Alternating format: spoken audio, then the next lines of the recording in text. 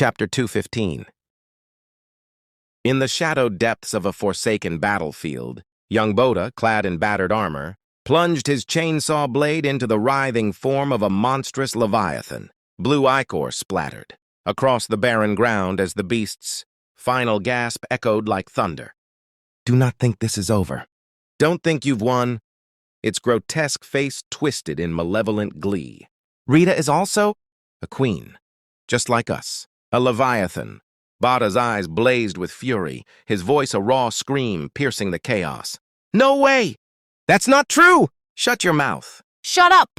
Sweat and tears mingled on his face as he collapsed into a huffing heap in his dimly lit cell, the weight of those damning words crushing his spirit. 1 year later, under a sky painted in hues of serene blue, the scars of war seemed a distant nightmare.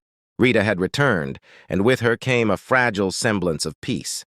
In a humble cabin perched on a cliffside away from the bustling village, Bota, Rita, and young Kana forged an ordinary life from the ashes of apocalypse. They hung laundry in the salty breeze, shared simple meals around a weathered table, and exchanged light-hearted jests that danced like sunlight on waves. "Wow, Kana, this is delicious!" Bota exclaimed, fork in hand. "It's surprisingly tasty?" "Pretty good." Kana blushed, retorting, "Yeah. It used to taste like I might die eating it." Laughter rippled through the air, masking the undercurrents of their haunted past. Yet Rita's spirit remained tethered to the sea's enigmatic call. She would venture into its vast embrace, emerging with useless relics, twisted, metal and forgotten, trinkets that piled in their yard like echoes of lost civilizations. "Throw it away, it's junk," Bada chided. But Kana smiled knowingly. Value changes depending on the situation. The villagers, grateful survivors, greeted them warmly. Muscular Uncle Rio, a former harpooner scarred by the Nest War, bestowed fresh fish upon them. "Rita, you resemble my late daughter," he murmured, his eyes misting with bittersweet memory. "Exactly the same." In return, they offered protection. For Bota and Kana were the world's only Leviathan slayers, guardians in an era where blades rusted unused. The ocean, once a graveyard of colossal beasts, now shimmered in tranquil freedom. "The sea is now without Leviathans," the narrations proclaimed. "It's an era of peace where there's almost no need to draw a blade." Old warriors like Bota adapted, trading harpoons for hammers in construction sites where no one sought their lethal skills anymore. Faded posters of harpooner recruitment stirred curiosity in the young. "Mom, what's a harpooner?" a child asked. "Sea warriors who fought Leviathans and protected people," came the excited reply. But mothers warned, "Don't lure my child into dangerous work." For this peace was hard won, bought with blood and loss, ensuring children no longer lived as orphans but embraced ordinary lives under safe skies. Still, shadows lingered. Rita vanished into the waves for days, her other home, leaving Bota uneasy. "Rita is also just like us." The dying Leviathan's words haunted him. Yet he clung to faith. "No way, Rita is my sister. She'll come back to the home where Kana and I are." On the beach, under a setting sun, Bota and Kana sparred in playful combat, sticks clashing like old rivals. "Are you keeping up with your training these days?" Kana teased. "Aren't you getting too relaxed?" Bota smirked, countering with fierce confidence. "Don't forget, Kana, I'm a Leviathan slayer too." Their duel escalated, thumps, bangs, and whirls of sand, until Bota pinned her, only for Kana to flip him with a sly grin. "I told you to never let your guard down," she whispered, their breaths mingling in the thrill. But serenity shattered with a piercing distress signal from Rio's boat. "Kana, Bota! It's a distress signal from Rio's boat!" Uncle Kehoe cried, panic etching his face, racing to the vessel amid stormy seas. They found Rio confronting a nightmarish apparition, a creature with flowing white hair, eyes glowing with unearthly hunger. "My daughter." "You were alive!" Rio gasped, chains rattling in his grip. The monster's form twisted, revealing its true horror. "Dad believed you'd come back," it hissed, its voice a chilling mimicry. Just like Rita. In this fragile dawn of peace, the Leviathan's legacy stirred once more, threatening to drag the slayers back into the abyss. Chapter 216.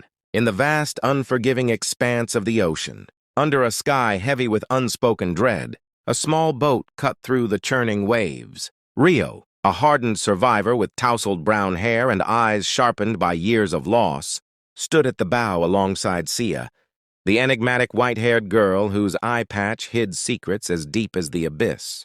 Their crew approached a colossal ship adrift, a behemoth of steel that loomed like a graveyard monument against the horizon.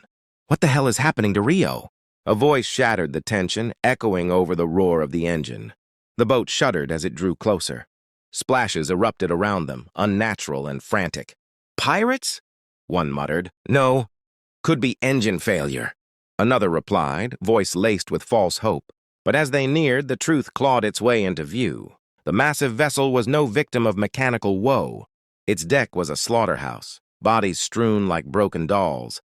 Torn asunder, blood pooling in grotesque rivers. Monstrous forms slithered among the carnage. Leviathans. Hideous creatures from the depths, their scales glistening with gore, feasting on what remained of the crew. Leviathans? Rio whispered, horror etching his features. An attack of Leviathans?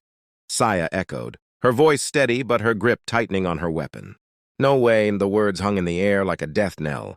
They boarded cautiously, boots splashing through viscera. We're too late, Rio murmured, surveying the devastation. They're already cold. This area isn't Rita's territory, Sia observed grimly. This shouldn't happen. What's going on? Confusion turned to dread. They might be Leviathans that escaped Rita's control. I've never seen this species before. In the 4 years since the mist had risen, swallowing the world in nightmare, Leviathan attacks had been rare, controlled, predictable. But this was chaos unleashed. Rio's mind reeled back to the past, to the root of his torment. It's my fault, he confessed in a broken whisper.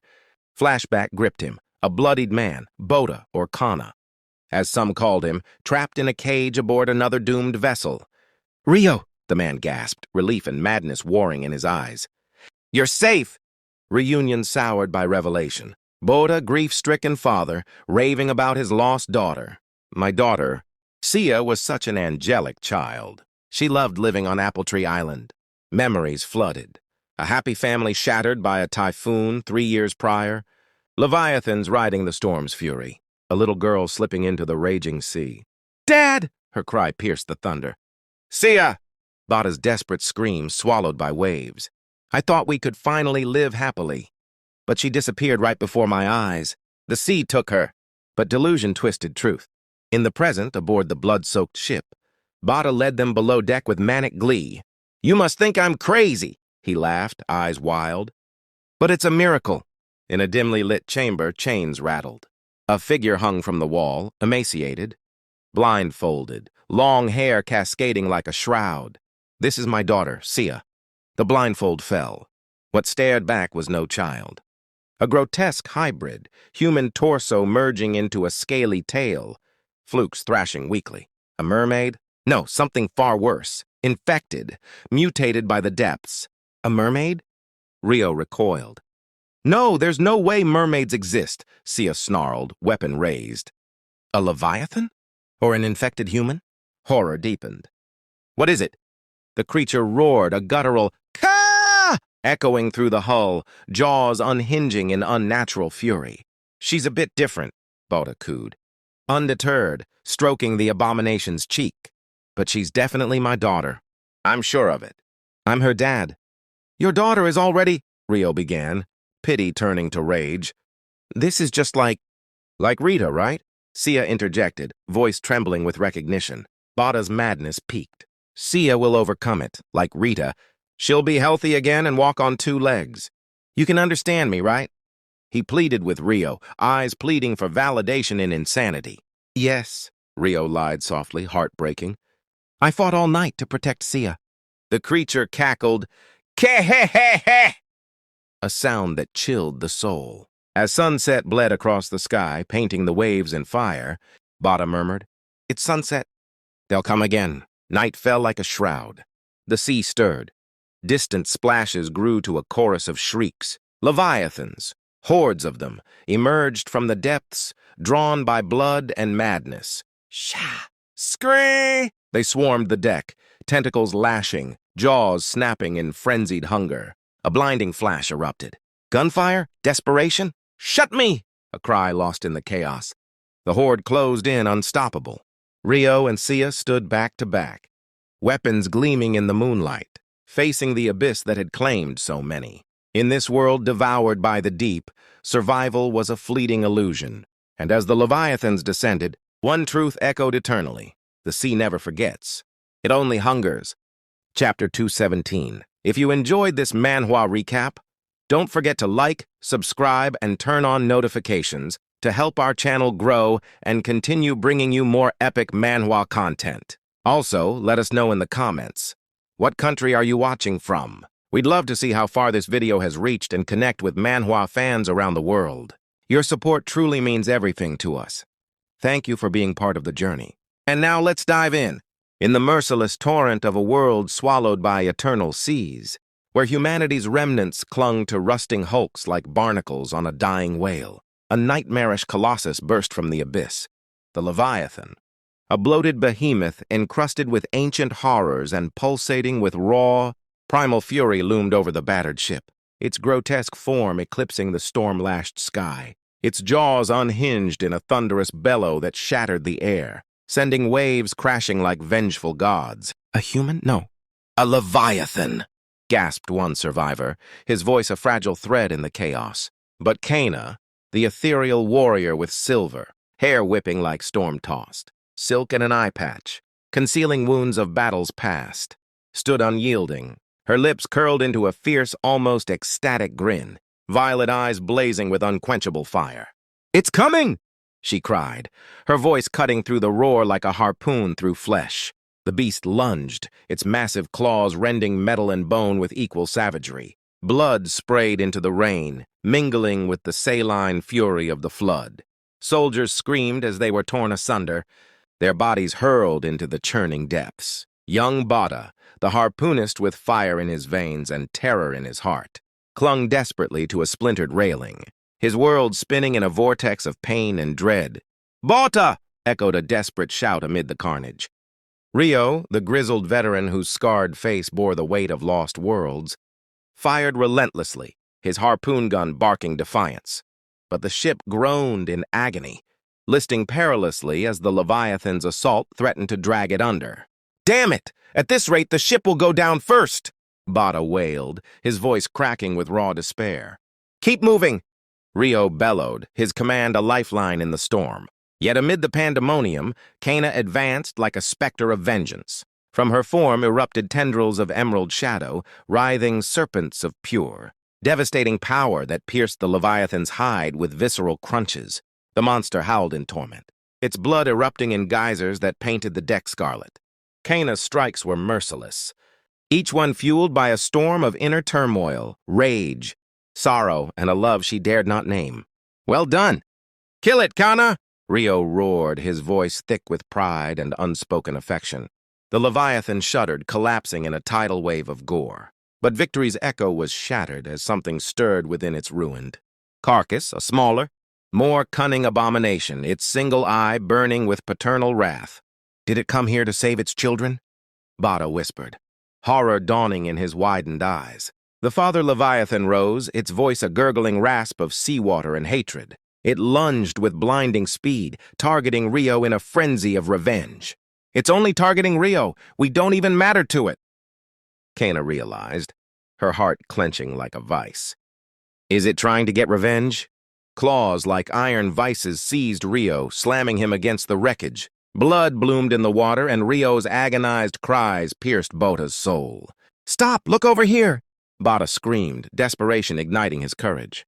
He held the captive, Saya, the mermaid-like creature with ebony hair and a tail of striped scales, her eyes wide with fear, at sword point. "Let him go! It's an exchange!" The father hesitated, its monstrous gaze flickering with tormented recognition. "What are you doing, Bota?" "Don't do that!" Rio gasped, his voice a broken plea, blood bubbling from his lips. But Bota shoved Sia forward. "Go!"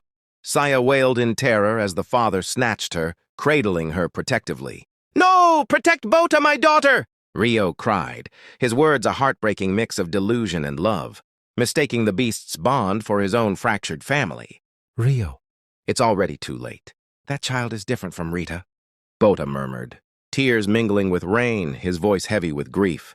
The father Leviathan, mistaking Cana for its kin, growled, "That Leviathan thinks of the other as her father."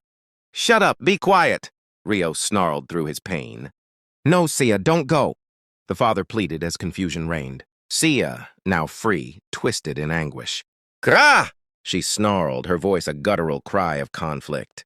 "Sia, come to me, please. It's me." "Your dad," Rio implored, his outstretched hand trembling, eyes pleading with a father's shattered hope. But in a surge of fury, Rio declared, "She's my daughter. Give me back Sia," the father thundered, charging with cataclysmic force. "No, Rio!" Cana and Bota screamed in unison, their voices raw with helpless terror. The clash erupted in a maelstrom of explosions, the ship fracturing and plunging into the abyss. They tumbled into the icy depths, a horde of pale, eyeless spawn swarming like nightmares incarnate. Claws raked suits, teeth gnashed in the dark. Bota fired wildly, flashes illuminating the horror. "These fuckers! There's too many of them!" Cana, a whirlwind of grace and fury, her hair streaming like a banner of defiance, unleashed her tendrils in a ballet of destruction. He carved through the swarm, each kill a testament to his unyielding will. But his heart screamed for Cana, sinking deeper into the void. "Cana!" Bota cried, lungs burning. In the murk, Bota's eyes locked on Cana's fading form. Regret surged like a tidal wave, years of unspoken love, buried under layers of survival's armor. With a final desperate thrust, she grasped his hand, pulling him from death's embrace. They broke the surface amid foam and ruin, gasping, broken, but alive. Yet as the storm subsided to a whisper, Cana floated amid the wreckage, staring at the indifferent sky, her body racked with sobs he could no longer contain. If I'd known things would end like this, his mind wailed, a torrent of anguish flooding his soul. I would have told you how I felt earlier. A single tear traced his cheek, lost in the rain. Why did I hesitate? Like an idiot? Beneath the waves, ancient shadows stirred, hungry and eternal. The battle raged on, but in Bota's heart. The true war, of love lost and regrets eternal, had only just begun. Then suddenly Sia appears and stops Leviathans from harming both of them. Bota wonders, is it helping us? Why? Could it be that she still has her memory as a human like Rita? On a fragile island of lily pads and tangled roots, survivors emerged into fragile light. Bota knelt beside her, voice gentle amid the ruin. "Cana, are you okay?" She could only stare at the horizon, the unspoken words a deeper wound than any the deeps had inflicted. Chapter 218. In the vast, unforgiving expanse of a windless sea, where the air hung heavy and motionless like a shroud over forgotten graves, young Bota awoke to a world adrift. His voice trembled with confusion as he gazed upon the bizarre floating isle of tangled seaweed. "Where are we?" he murmured, his heart pounding in the eerie silence. Cana, the fierce warrior with silver locks, cascading like moonlight on turbulent waves and an eye patch veiling secrets of battles long past, surveyed the horizon with unyielding resolve. "A windless zone," she replied, her tone laced with grim certainty. "Not even the slightest breeze stirs here. It seems we're near the pirate island." Their raft bobbed uselessly, a fragile relic in the endless blue. "We can't escape with just this," she added, her violet eye flashing with determination. Together they delved into the wreckage of a stranded boat, rummaging through debris like scavengers in a drowned apocalypse. "Look at this, Cana. There's a lot of stuff here," Bota exclaimed, hope flickering in his youthful eyes. "Great, I hope there's something useful," Cana echoed, her hands sifting through the chaos. But shadows of the past loomed larger than the sea itself. Why did Sia bring us here? Bota pondered aloud, his voice cracking under the weight of memory. The mermaid-like creature, with her striped tail and ebony hair, had dragged them to this forsaken place. Could these things belong to her? "She's collecting junk, just like Rita," he whispered, raising a small, tattered bunny toy as if it held the key to lost souls. Cana's gaze darkened, haunted by echoes of betrayal. Could it be that she still has her memory as a human? Bota pressed, his mind racing. If Sia was truly Rita, Rio's beloved daughter, the grizzled veteran's shattered heart, he would have confessed, everything without hesitation. But instead, he had handed her over to the monstrous Leviathan with his own trembling hands. "Kana, do you think I was too cruel to Rio?" The answer hung unspoken, a dagger in the still air. Sia had not recognized Rio, her father, choosing instead the abyssal embrace of the Leviathan. "That child is a Leviathan," Kana stated flatly, as Sia emerged from the depths with a splash, her pale form gliding like a ghost. She offered Fish a silent act of aid, her eyes wide with inscrutable intent. "Why are you helping us?" Bada demanded, but Sia vanished into the waves, leaving only ripples. "Sia!" he called, desperation clawing at his throat. "Why did you only save us? Does Sia think Bada saved her?" Undeterred, Kana pressed on. "Anyway, we need to find a way out of here first." They plunged into the underwater labyrinth, discovering a massive seaweed colony buoyed by air pockets, a submerged kingdom of green tendrils and hidden breaths. Amid the verdant depths, they found crimson fruits dangling like forbidden temptations. "A seaweed fruit!" Bada cried. "Can we eat it? This will quench our thirst." He bit into one recklessly, juice staining his lips. "But it might be poisonous," Kana warned, too late. "So it's better not to eat it recklessly." "Poisonous?" Bada scoffed, munching defiantly. "But it tastes good." Chomp after chomp, until Kana urged caution. "Hey, Boda, try a little and see how your body reacts first." But the toxin surged, a venomous tide warping his mind. Hallucinations gripped him like iron claws. "Ah, feels so good!" he exulted, visions blooming in his fevered sight. Sunflowers erupted in a riot of color, and in his delirium, he confessed the truth buried deep in his soul. "Kana, you're so beautiful!" He lunged toward her, lips brushing in a stolen kiss born of poison and passion. "Smack!" Kana's hand struck true, shattering the illusion. "Bota!" she commanded, her voice a thunderclap. "You're high. Get a grip." Reality crashed back like a breaking wave. "I'm fine." "Really?" Bota gasped, cheeks aflame. "I've always wanted to say it. I was going to tell you every day." But the moment slipped away, leaving him racked with shame. Days blurred in the stifling calm. Bada, now resolute, faced Kana under the unyielding sky. "Kana, about what I said yesterday. It wasn't a mistake. I've always been sincere. Since that day when I was ready to die, I have always wanted to say it." His heart laid bare, he awaited her verdict. "So what's your answer?" Kana's expression softened, a rare crack in her armored facade. But before words could bridge the chasm, invention sparked. From useless scraps, Boda crafted a launcher of rope and air pockets. "Even useless stuff can be useful depending on the situation," he declared. With a countdown, 1, 2, 3, they propelled a makeshift kite skyward, a crimson beacon piercing the heavens. "It worked!" Bada shouted as it soared. "Now they can find us from afar." Kana's eyes gleamed with quiet admiration. "Bada, you keep surprising me." Their signal blazed like a dying star, summoning salvation. A ship crested the horizon, its decks alive with cries. "You're alive, Kana!" Voices echoed across the water. "Young Master Boda, we've been searching everywhere!" But amid the joy, old wounds reopened. "Rio, come quickly!" someone bellowed. Bada froze, the name a specter from the depths. Kana's face paled. "What, Rio?" In that fateful instant, Boda turned away, plunging into the sea's embrace, his form resolute against the darkening tide. The war of hearts and monsters raged on, unresolved as the sun dipped low, casting long shadows over secrets yet unspoken. And in the abyss below, ancient eyes watched, patient and eternal. Chapter 219. In the depths of a turbulent sea, under a starless sky, a voice echoed through the darkness. "Rio?" A muscular man with wild, spiky hair and a masked face knelt in the shallow waters surrounding a battered ship, his body partially submerged. Strange, bulbous creatures with multiple eyes bobbed around him, whooshing through the waves as if drawn to his presence. He remained silent, his tattooed shoulders tense, as more of the eerie beings gathered, their forms undulating like living nightmares. From the deck above, a group of survivors peered over the railing, their faces etched with confusion and fear. One of them, a young man in a helmet, pointed and asked, "What are those?" The man in the water suddenly roared, "Shah!" He surged forward with ferocious power, his arms slashing through the air as he confronted the swarm. Water exploded in sprays around him, the creatures recoiling but pressing on. On the ship, a silver-haired girl with an eye patch clutched the rail, her eye widening in shock.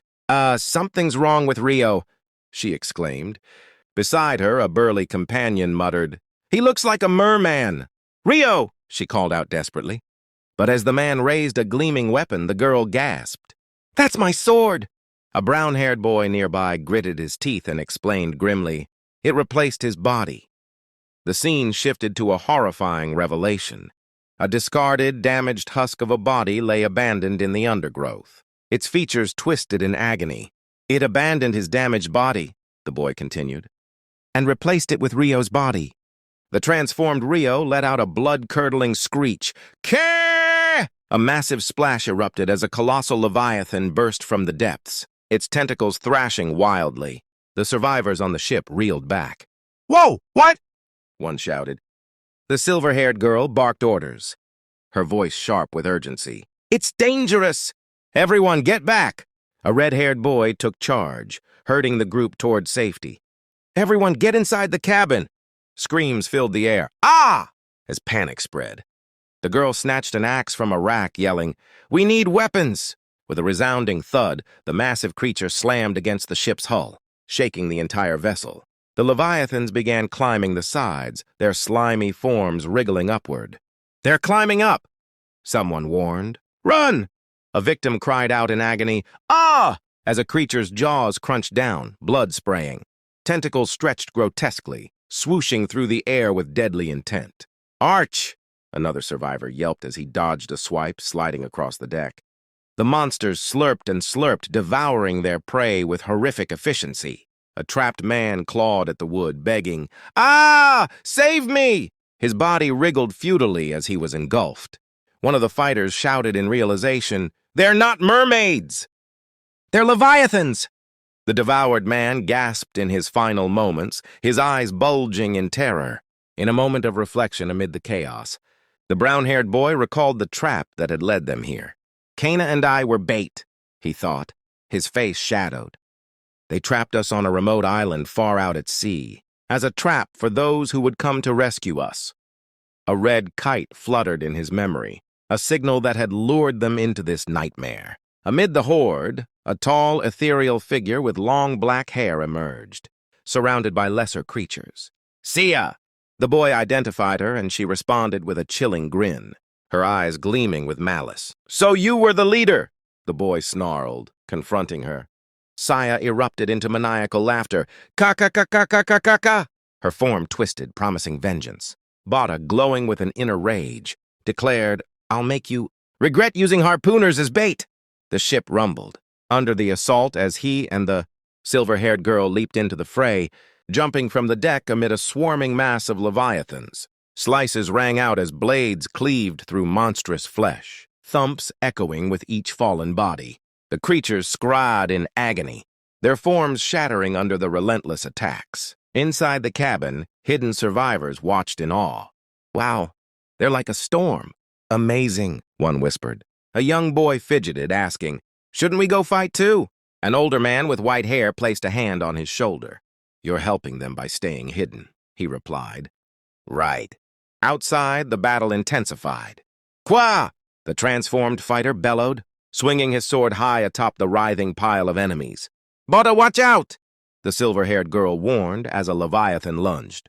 With a precise slice, she severed its appendage, green ichor splashing. Boda, the red-haired boy, grunted, "Ugh!" in relief, glancing up at the dripping blade that had nearly struck him.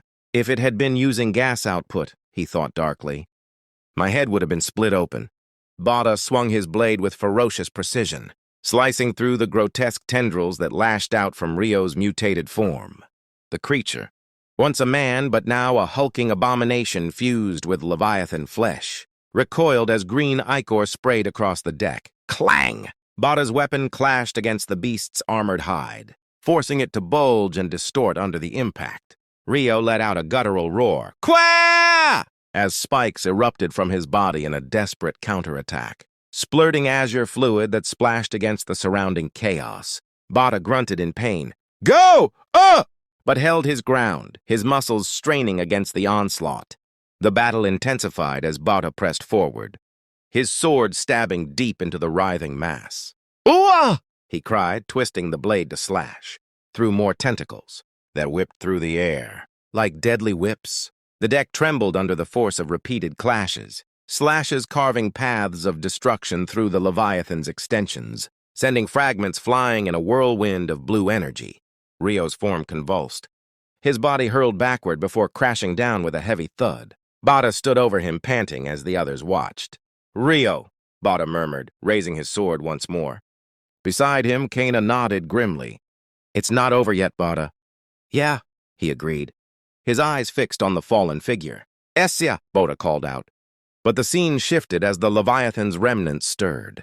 From the depths of the mutation, a monstrous entity emerged, its long black hair flowing like shadows, yellow eyes glowing with feral rage. Hey! It shrieked, its maw gaping wide as smaller creatures keened in echo. Ki! Bada and Kana leaped into action again, their blades slashing through the air in a symphony of destruction, severing limbs and scattering the swarm. A resounding bang echoed as the final blow landed, the beast's form crumpling. The narrator's voice reflected inwardly. Peace with beasts we can't communicate with would always turn out to be dangerous. It's over, someone declared from the sidelines. The survivors gathered, awe in their voices. Amazing. As expected from Kana and Bada, to take down so many. A splash broke the tension as a hand dipped into the pooling water on the deck. Ah, he's still moving, one exclaimed in horror. It's still alive. Another cried, Eek! As residual twitches animated the defeated body.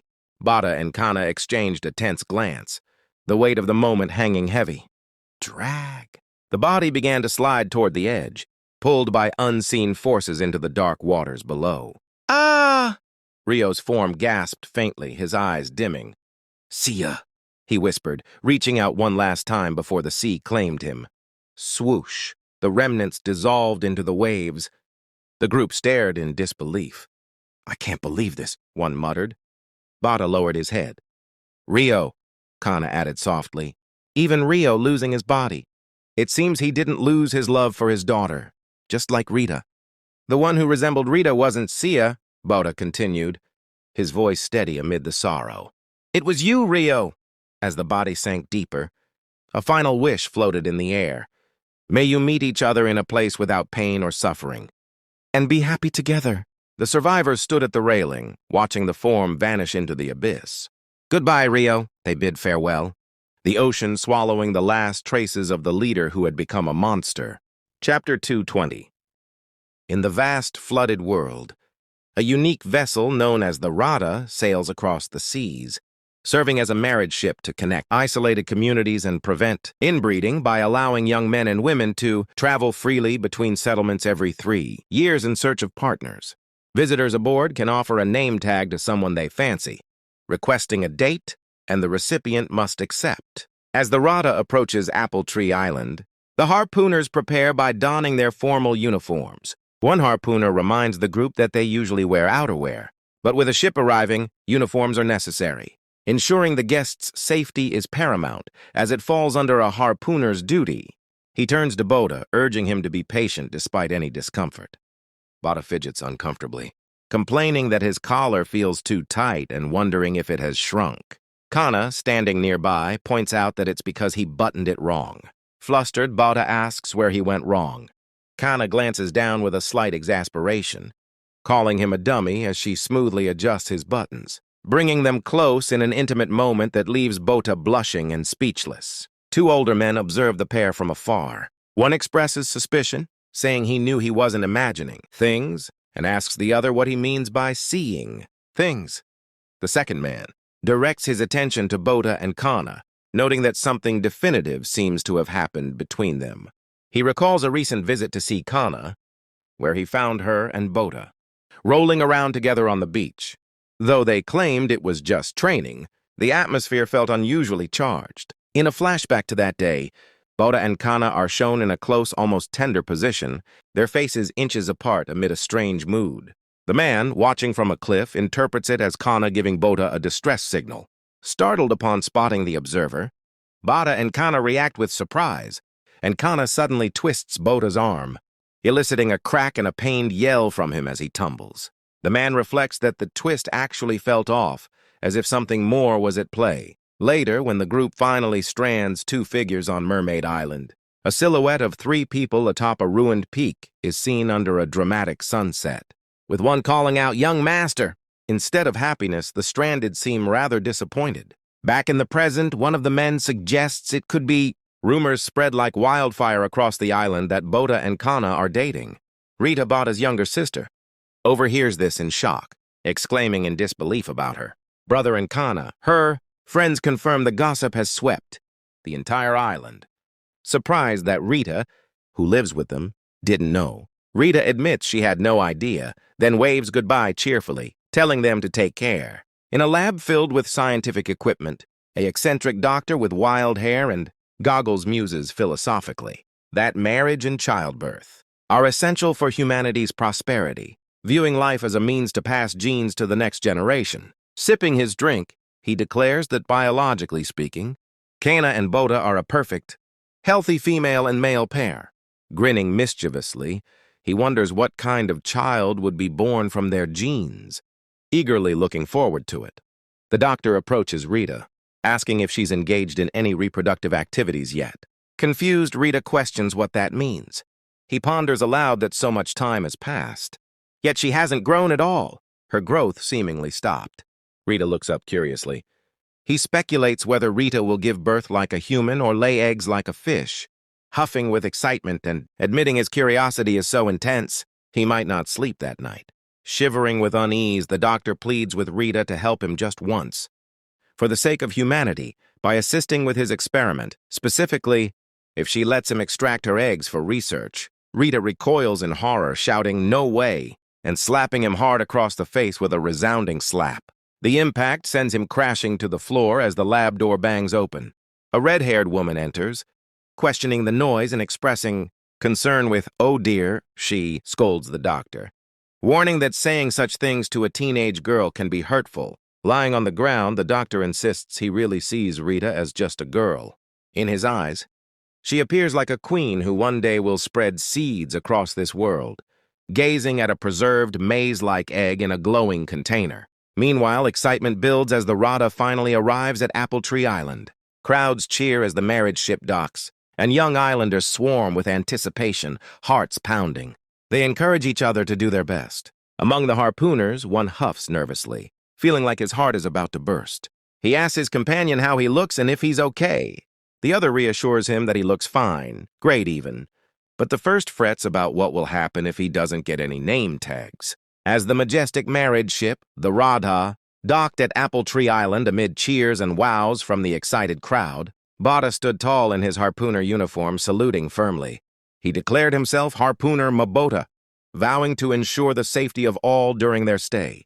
The young women swarmed him, rumbling with excitement, recognizing him instantly and tapping name tags onto his uniform in a frenzy. Bota, from the other side of the earth, became the center of attention with squeals of, "Kya! The Leviathan Slayer!" echoing around him. Even more impressive than the rumors, they pleaded for him to accept their name tags. But he apologized, explaining he was on duty. Nearby, a man asked if he was Kana, but Bota looked confused. The attention shifted as men approached Kana, the white-haired woman with the eye patch, complimenting her beauty as rumored and offering their name tags. She received 3 in quick succession. Bota's face twisted in rage at the sight of men hitting on Kana. He shouted for the crowd to move, shoving through with determination, calling her name. Confused onlookers pointed directions as he stormed through swarming areas. Searching frantically, he didn't see her in one hall, then banged open a door, finally finding her in a vast, starry dome filled with lush grass, standing alone in quiet contemplation. Bota reflected inwardly that Kana's heart was like a vast, always still sea, an unshakable calm where no wind blew. Kana turned and called his name softly. He wondered if he could stir those calm waters today, but he didn't get an answer, his expression falling in quiet disappointment. Kana reassured him it was just a momentary confusion that would pass soon. But Boda insisted it wasn't a phase. It had lingered far longer than she knew.